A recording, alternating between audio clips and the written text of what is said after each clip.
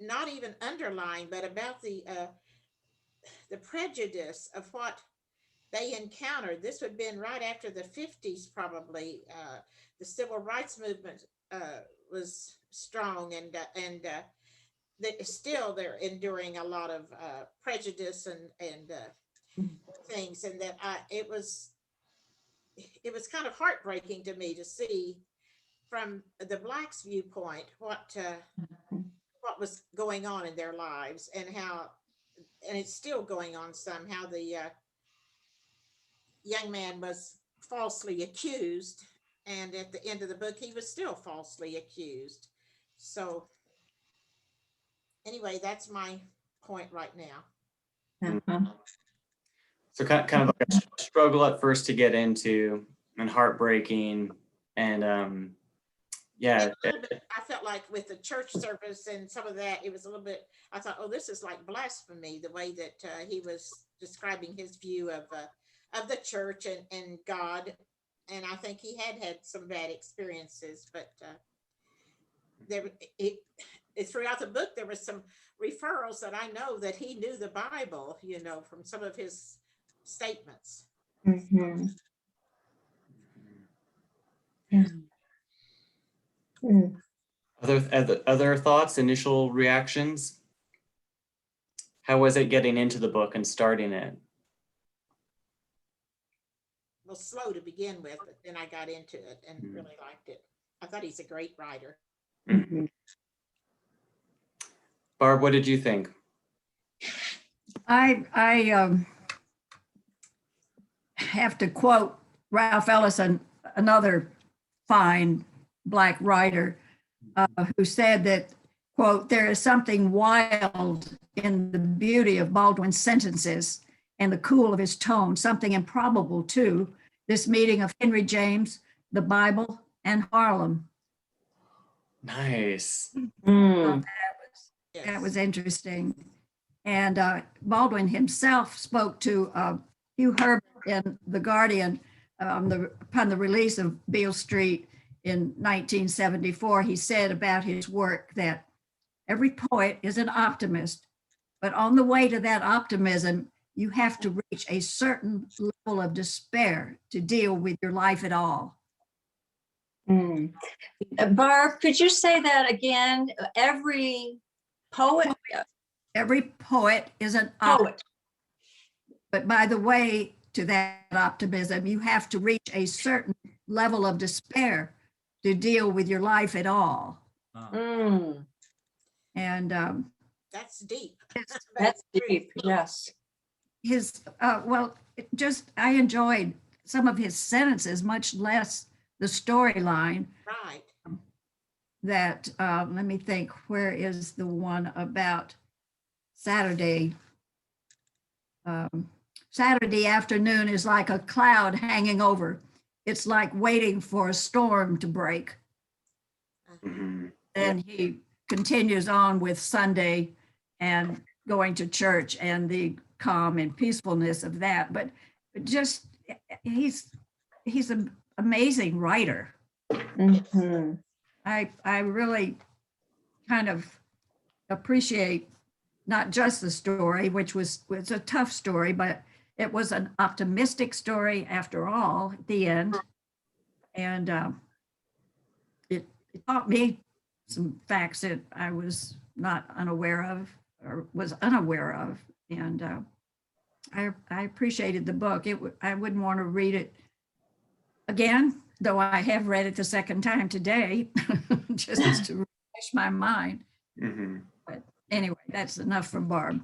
Mm-hmm. Well, if you'll notice, there were no chapters. It's like he's telling you this story and continues on and on and on. There's no. And it goes back and forth in time. Right. Right. I found that distracting to not have chapters. I don't know if anybody else felt like that too, but I'd be reading along and all of a sudden I'd realize, oh my gosh, he's changed the point in time, or he's changed, something, and you had to go back and look and see where it switched. So Right. if I wasn't really paying attention as I was reading, I would kind of get lost. And I found that a little bit distracting. Well, it was Getting like to a the end of conversation. that. It was like he was having a conversation with you. He was telling you about this family. And so there were no breaks in it. He just kept on with the family. Uh-huh. And he That's was true. using Trish as his voice. Yes. Mhm. I was Some- wondering if, go ahead.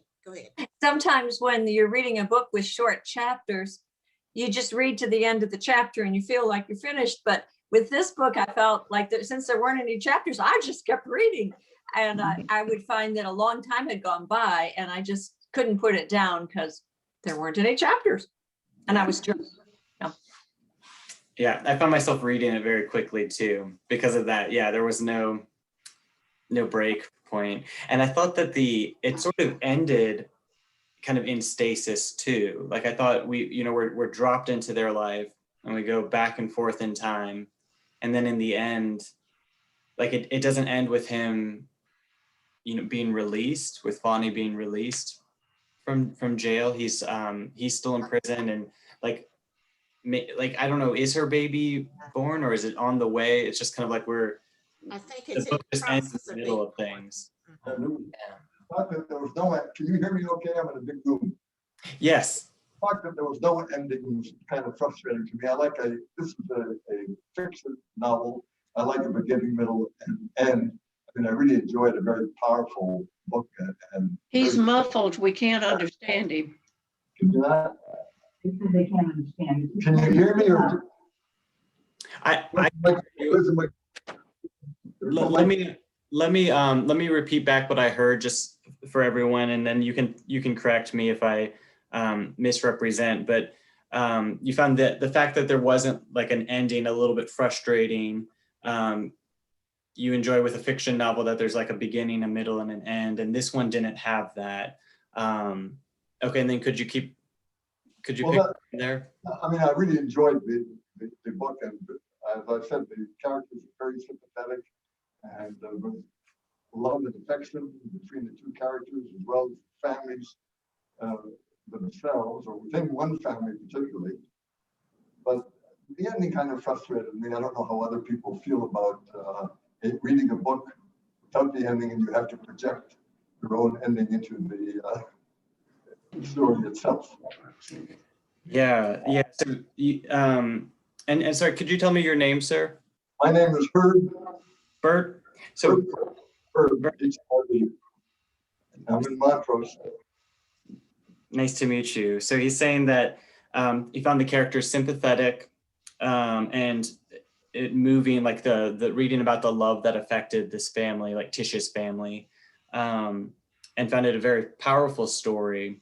But it was kind of a challenge that the readers asked to sort of project their vision of what the ending is onto these characters. Some people like to do this, but yeah. If I'm reading a fiction novel, I like to have some ending. I think I read that the film does have a little bit or a slightly different ending, but I haven't seen the film. I was curious about that. I was wondering how the movie handled the ending. Yeah, and so I wanted to talk about the ending. I was wondering if people felt hopeful at the end. I think maybe Donna mentioned that she did. How did you feel? It's a real mixed bag of emotions, at least for me, with that ending. I thought it was optimistic.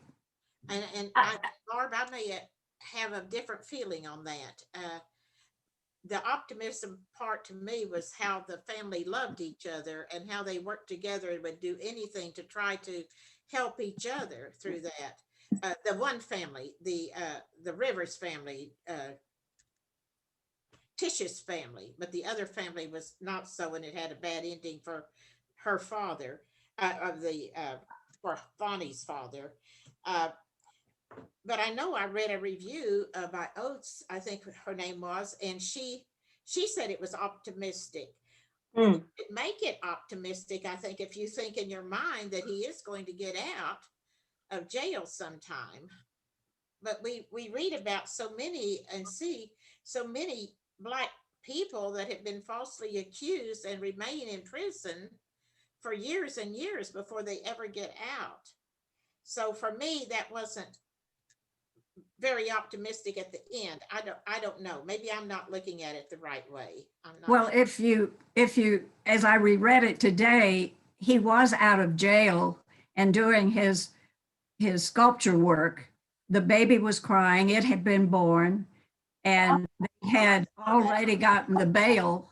So it didn't spell it out in so many sentences, but it happened. That's how I understood it also.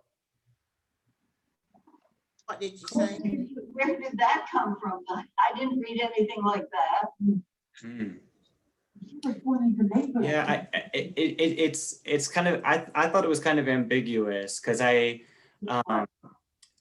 didn't know if it was like a dream or like a sort of a fantasy at the end with this vision of him sculpting, or if that was reality.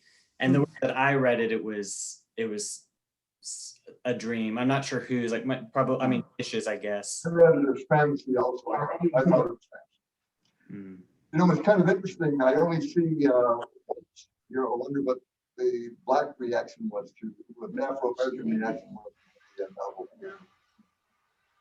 Could you say that one more time? I only see white people here at the screen and here at Montrose. I'm curious as to what the reaction would be of Afro-Americans to the novel, if they had, you know, if there was any general reaction, or they may have had a diverse reaction as well. Yeah, kind of wondering what the reaction to the ending would be from an African-American audience. I thought the ending was very ambiguous, but he stood out as being different. He had aspirations. He was a sculptor. He got a loft, and look at the trouble he had having that. I think Baldwin writes realistically about what it's like to be a Black person in a racist society, and he brings that home in everything that happens in the book. For me, the ending was that Fonny had accepted.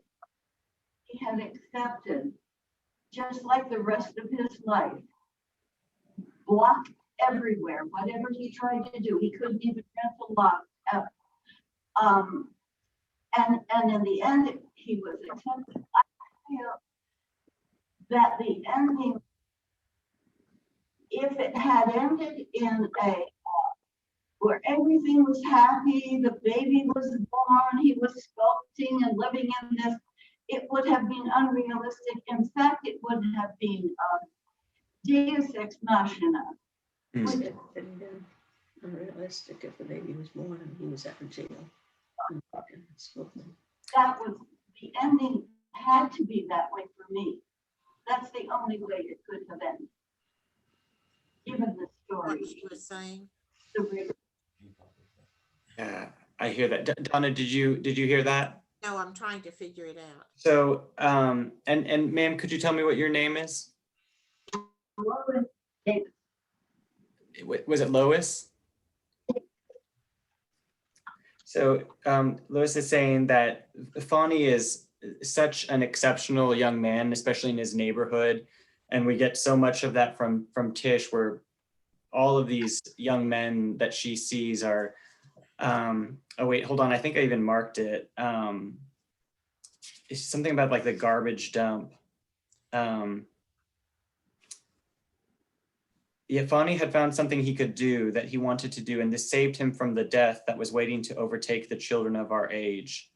Though the death took many forms, though people died early in many different ways, the death itself was very simple, and the cause was simple too, as simple as a plague. The kids had been told that they weren't worth shit, and everything they saw around them proved it. They struggled, but they fell like flies, and they congregated on the garbage heaps of their lives like flies.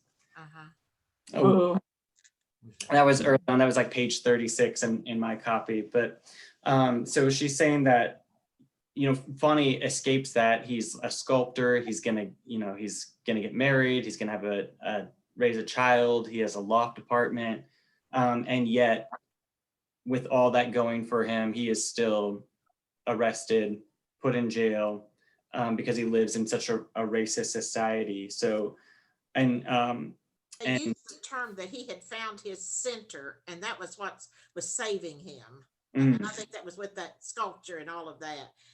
Yes.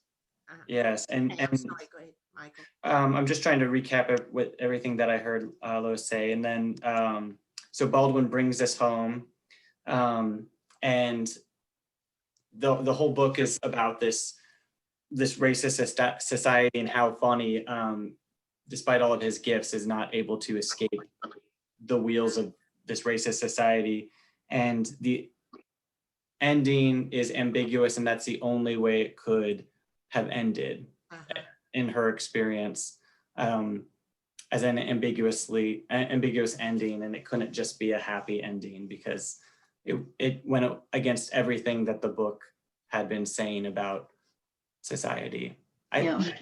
Does that sound roughly correct? Absolutely. Okay. There's an interesting sub-theme here that Fonny had a support system, but he has a support system, and so we could be a little bit more optimistic, but his friend Danielle did not have that support system and suffered terribly during his incarceration. I thought that was kind of interesting. That was amazing. Yeah. I hadn't thought about that, like thinking about the Daniel's experience versus Fonny's experience and how having a support really made such a difference in their experience. Oof. Yeah, Daniel was heartbreaking to me. Yes. Yeah. And so was Fonny's dad. Absolutely. Right. Yeah. And his mother, in one of when there was the confrontation, when Tish and the two families got together to let them know about the pregnancy, as she was watching Mrs. Hunt, and I don't know if he'd ever told her first name, but Mrs. Hunt, she realized that she was afraid, and she had always been afraid, and yet she was trying to put on the holier than thou attitude all of the time. But there was another phrase that I liked, and I don't know why it stood out because he had so many, many good phrases, but they spoke of the kingdom of the blind. And that, I thought, that's what a lot of us live in, the kingdom of the blind. We see what we see. Yeah. Mom, I want to ask, since this was your second time reading it, right? Yes. What was your interpretation of the ending, and do you feel optimistic on a second read through? I do feel optimistic, and maybe that's just because I need to feel optimistic. It might just be for me. I don't know, but I felt like that Baldwin left open this kernel of possibility that Fonny was going to get out, and I just hope he got out because I'm rooting for this young man, yeah. I think we like the happily ever after endings. We do. Yes. Yeah. We've mentioned Frank a couple times, Fonny's father, but the ending of the book is really kind of centered around him, and Tish has that conversation with Adrienne, Fonny's sister, which is just so moving, and they're able to connect, and they're connecting over Frank, who's gone missing, and then we find out that he's killed himself. And why do you think that he did that? Why do you think that was the choice that he made? He had lost all hope. He had a really unconditioned love for his son, and that had to affect his mood from innocence. I think it was because he got caught stealing, and he was just ashamed of it. Yeah, because he had been like a very upstanding worker throughout his life, right? Am I remembering that correctly? Yes.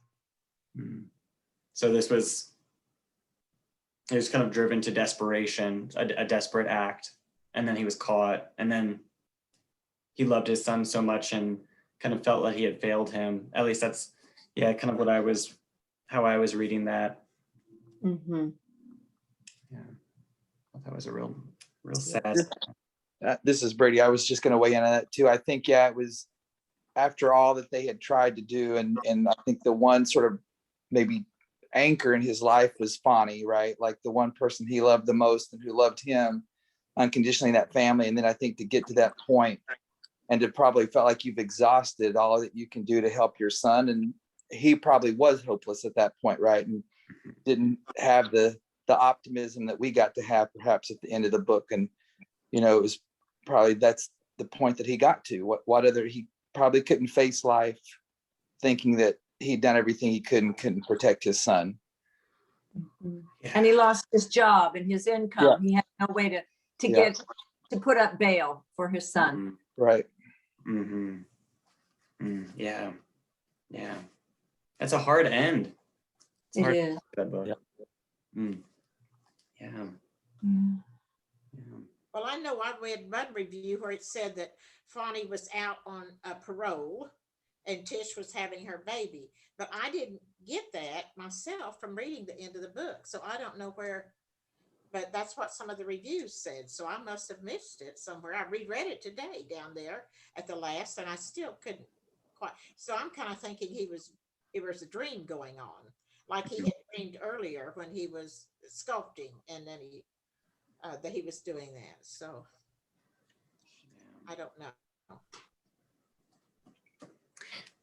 So if you were talking to a friend who hadn't read the book, how would you describe If Beale Street Could Talk? Well, it's a love story. It's not only a love story between Tish and Fonnie, but it was both the families, even though it was just mainly Frank for Fonnie. But Tish's family, I couldn't believe the things that they did, the extent that they went to, and the mother traveling to another country, Right. you know, when she'd never ever done anything like that. There was just such a closeness, and like I said, the length that they would go to support Tish was just, I thought, amazing. It was. I loved how Sharon kind of went toward motherhood. So being a mother is really important to me. So I identified with Sharon so much. And you know how she was with Jaime, the cab driver, when she got down to San Juan, she kind of related to him as a mother to him. And then when she met Victoria down in the favela, whatever that was, favela, well, the garbage dump that she lived on, she tried to relate to Victoria as a mother to a daughter. And she kind of saw Fonnie as a son.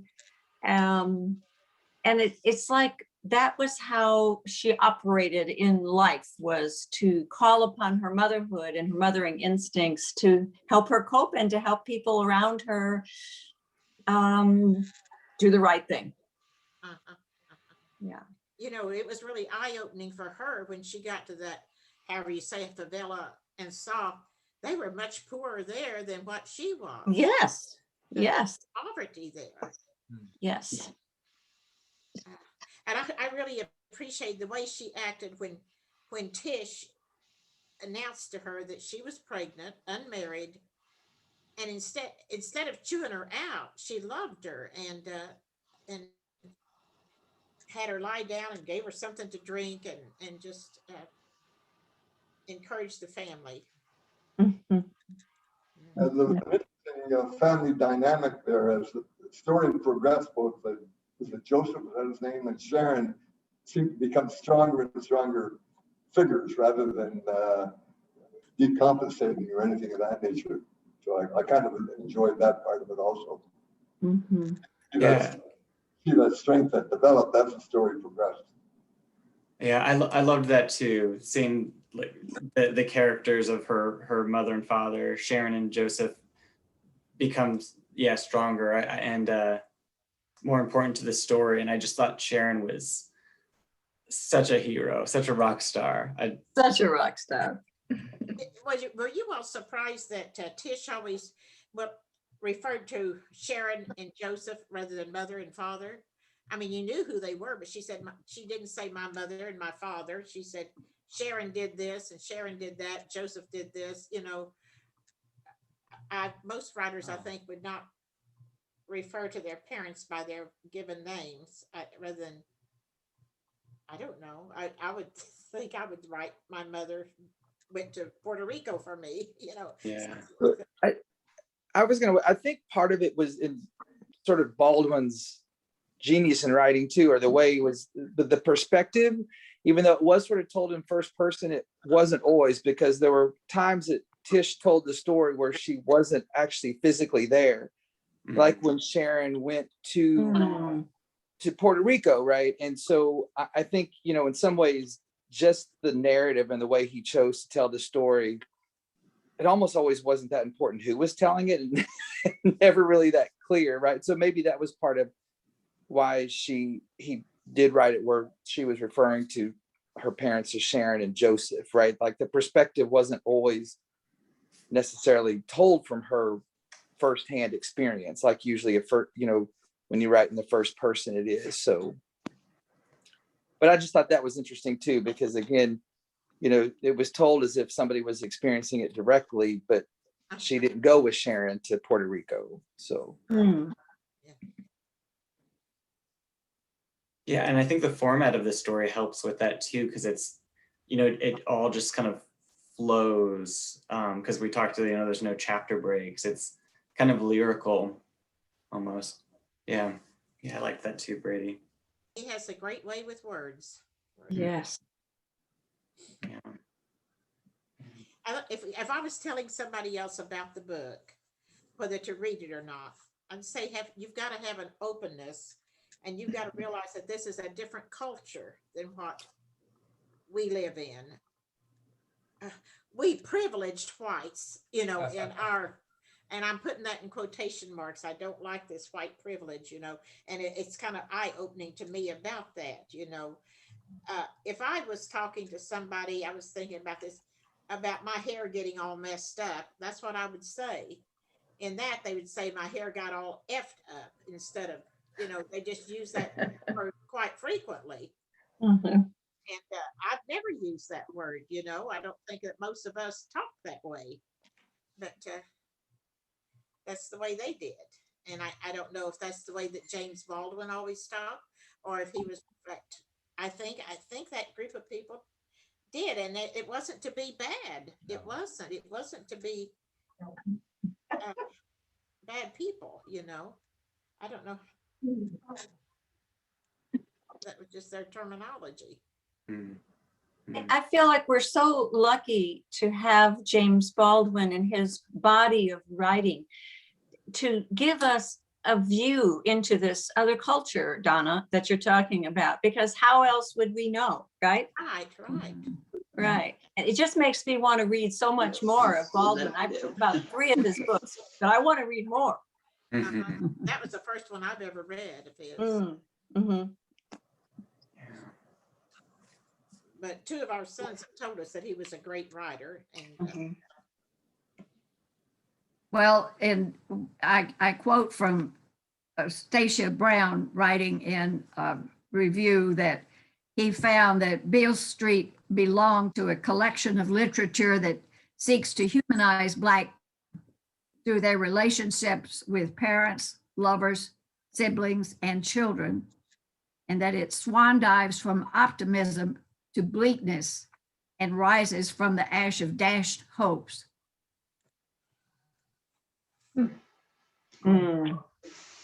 That last part is beautiful. Yes. I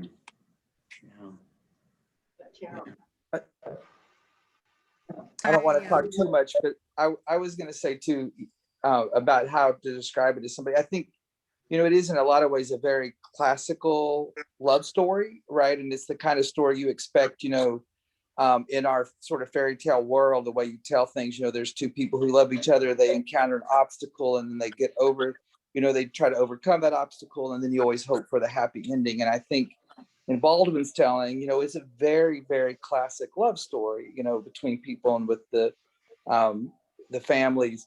But the obstacle is something that has been ingrained in a culture and society and is so embedded for hundreds of years, right? That you couldn't really end the book any other way, because how do you overcome an obstacle such as institutional racism, right?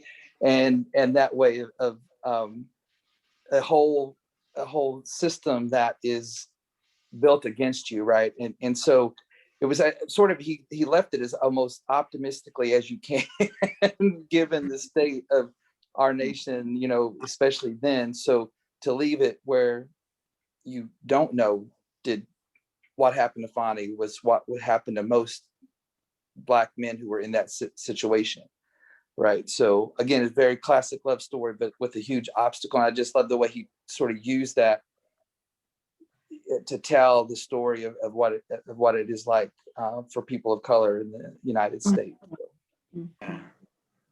Yeah, I love I that. think it wasn't long after that indeed he left the United States to go live in France.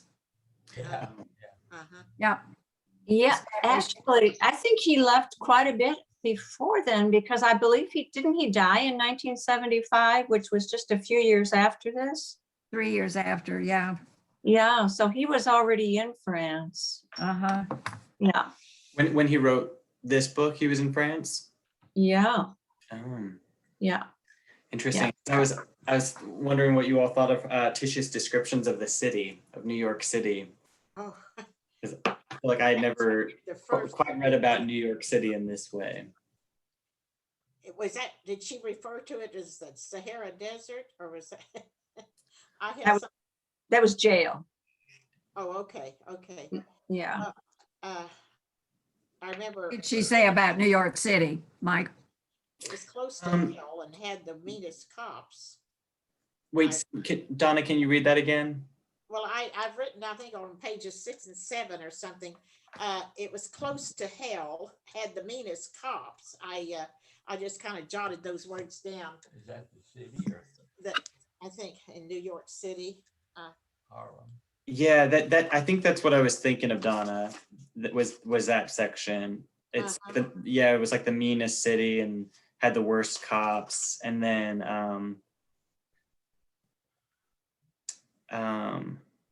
if we ever get out of this, I swear I'll never set foot in downtown New York again. Yeah, remember that. Yes. And just like the indifference of people and I thought there was let me see, I think I wrote it down, the section where she and Fonnie are going to look for apartments, and she just suddenly feels fear about people. There was something hard and frightening about it, like being in a new neighborhood. The way that something which looks real but isn't can send you screaming out of your mind. I remember that. Well, New York is made up of so many neighborhoods, all quite different. And he's describing this particular one, maybe in Spanish Harlem, I don't know. Speaking of Spanish Harlem, when I lived and my husband worked in New York, we lived in New Jersey, and one of the newspapers sponsored a opportunity for kids in Spanish Harlem to spend 2 weeks with someone who would like for them to be a guest and live with them. So we lived in New Jersey in the summer and invited a child to come and live with us who was 12 years old. Maya lived in Spanish Harlem. We did everything with her, took her camping as we did, and so forth and so on. But indicative of the environment she lived in, when we invited her the next summer to repeat the experience, which we all enjoyed, she was pregnant at 14. Oh, Mm. So in they were 12. It was it. addition to that, there are beautiful places to live, but that was just part of Manhattan. Mhm. It was kind of refreshing in reading the book to find a white character who was very supportive and enabled him to get that loft. And so he was very positive, very supporting, and kind of like to get into the book, get away a little bit from the pessimism and the negative aspects of it. Yeah, and that was the lawyer that we said. The landlord. The landlord. Yeah. They were looking for a lot. Yeah, right. Oh man, I loved that. Yeah, that landlord. I marked that part too when he Mm. reaches out to her and he says he doesn't want to rent the apartment to anybody else but them, and Mhm. deposit back. Yeah, there were a couple of very supportive white characters in this. I mean, multiracial characters. There were the people at the Spanish restaurant, Yes. that landlord. There was the Totally. lawyer, and then the Italian Lawyer involved a little grocery bit. store. Sorry? Tour. Bert, what was it were you saying? I was just saying the lawyer seemed to change. At first, I didn't get the impression that he was going to be that supportive and helpful, but he seemed to have evolved and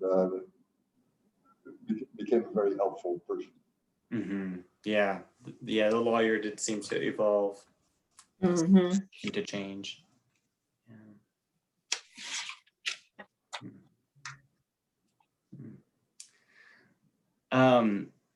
So I know we've mentioned it, but I just want to say that the pregnancy announcement scene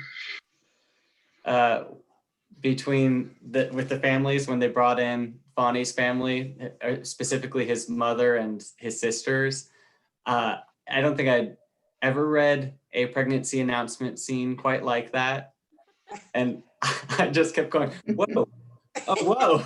Oh, That was quite a confrontation, wasn't it? yeah. It was. I told Art, my husband, after that, I said, I just read a big passage about a bitch fight. It was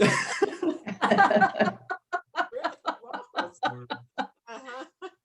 Yes. First he was going to take out, was it Adrian's Adam's apple or what?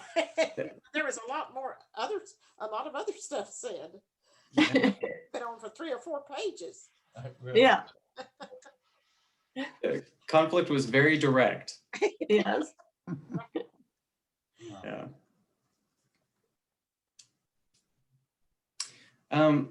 When I just had one other question I wanted to ask which is, and maybe some of you have read about it or know, but what is the significance of the title, or what do you think the significance of the title is? I had to look that up. I went online trying to find it. They said it was based on a song. On a song back in 1915, I think. Andie, it was by W.C. Handy. The name of Hardy. the song. Beale Street Blues. In Memphis, right? Yes. Today it's a popular tourist attraction, and my husband and I were a tourist on Beale Street one time and enjoyed walking down the length of the street and came to a park where they were playing the blues. And I guess Baldwin's title identifies a novel with the project, the cultural project of W.C. Handy to preserve the stories and songs of ordinary Black people in their language. But in the song, Hardy says, I'd rather be here than any place I know. It's going to take a sergeant to make me go. It's going to take a what? A sergeant to make me. Okay. That's from the Beale Street Blues in song. Okay, I don't know if I've ever heard it, but in And- Memphis. So wait, so Beale Street is in Memphis. Yes. Okay. And W.C. Hardy brought the blues culture to Beale Street. And then it became famous across the country through his song, Beale Street Blues. I tell you, Michael, when I first saw the title of that book, I thought, oh, good, because I like music. I thought, this is going to be about the blues. Yeah, I thought in New Orleans. You know? Boy, I read a few pages and I thought, what is this about? Donna, I'll tell you, I was pretty surprised too when I started it. And I was, I read it. I think I talked to you about it, Mom, but I was like, oh dear, with the language and the sex and I didn't know. I think it was a stopper for a few of the ladies here up in the first confrontation between Mrs. Hunt and her husband after she'd been to church. Oh my gosh. Yeah. The experience, and that was enough for one of our ladies to throw the book in the trash.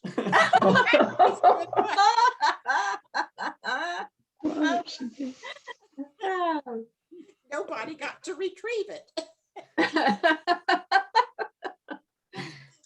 Well, even if it wasn't about blues necessarily, there was so much music running through this book. And I love that part of it. I even made a Spotify playlist of the music that he references, and it's B.B. King, a lot of B.B. King. B.B. King, yeah, Ray Charles, Aretha, Right.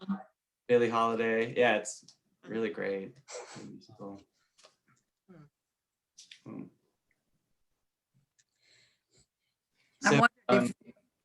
I wondered if you selected this book because February being Black History Month recognition. I thought that was appropriate. Yeah. Yeah. It's been on my list for years, but that was a big reason that I chose it for February. Yeah. It certainly made us think, and we could, I'm sure those of us here will be chatting among ourselves about this book for some little time. Come. Oh my goodness. Has anyone seen the movie? Yeah, has anyone seen the movie? Sure would like to. My son has. Brady, if he's still on, he's seen it. Yeah, I saw it. How closely did it follow the book? I actually think it was pretty close. I actually don't remember the ending, but I don't remember the ending of the movie, but I do think it was pretty close. And the mother, Sharon, was played by Regina King, who is a great actress, and she really she won an Academy Award. She won an Academy Award, yeah. But she really played it, the role really well. It was a good movie. Well, I was wondering if it's from the movie, maybe that where people got the idea that he was on parole. Yeah. I don't know. Yeah, I can't remember. But he wasn't on parole. Well, I couldn't get that out of the book. I could not figure out that he was on parole from the book. But but Barb, you thought he was on parole from the book? Yes, I did.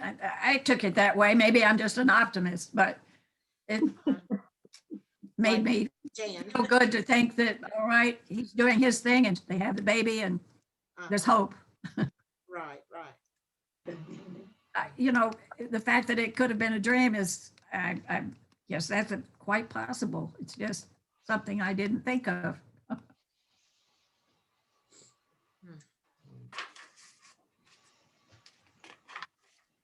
Joe, I feel like we haven't heard much from you this evening. Did you like the book? Are you speaking to me? Yes, ma'am. Not necessarily. Be honest, Joe.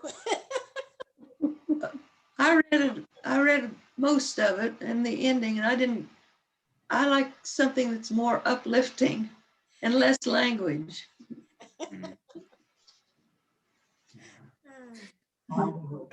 Okay. Well, I'm glad that you read most of it and you joined us. Yeah. She wants them to speak like white people. Did anyone have any other thoughts they wanted to share on If Beale Street Could Talk before we wrap up? Thank you all for coming. I've enjoyed this so much. Thank you for letting me attend. Thank you for coming, Mom. Me too. Thank you. My son came on. Yeah, thanks, Brady. It was great to see you. You're welcome, Mike. Thank you. Nice to meet you all. Yeah, nice to meet you. So, so just to recap, next month, 3:30, March 30th at 3:30 Central Time, 4:30 Eastern Time, we'll be meeting to discuss The Bookwoman of Troublesome Creek, which I think will be a much more uplifting story, probably. Thank you. You A said little the lighter. title is The Bookwoman of Troublesome Creek? The Bookwoman of Troublesome Creek. Yeah. Correct. Okay. And if you're interested in attending, let your resident services director know. They can help get copies of the book to you. So. Thank you. Sorry, what was that? I said, thank you so very much. Yes, thank you. Lots of more trouble. Good. Well, thank you for coming. Thank you for This coming. is the book. Oh yeah, you want to lift it up a little bit? There we go. Bookwoman of Troublesome Creek. Thank you. What it says about it says unputdownable work that holds real cultural significance. Oh. We didn't hear that. Real cultural significance, they say. Right. Michael, have you read it before? No, but I started it on Friday. I'm halfway through. Good, So, good, good. yeah. What do you think? What do you think? I have lots of thoughts, but I don't want to say anything if you have not started it. But I have lots of thoughts. Next month. And I can't wait to talk about it. I'm really looking forward to that. All right, thank you all. I hope your mother will join us again. Oh, Yeah. thank you, Donna. I appreciate the invitation. Thank you very much. It's open to you too, Brady. All right. All right, well, thank you all. Have a wonderful evening. Bye, everybody. Enjoyed it. Enjoyed it. Well, he's a nice guy.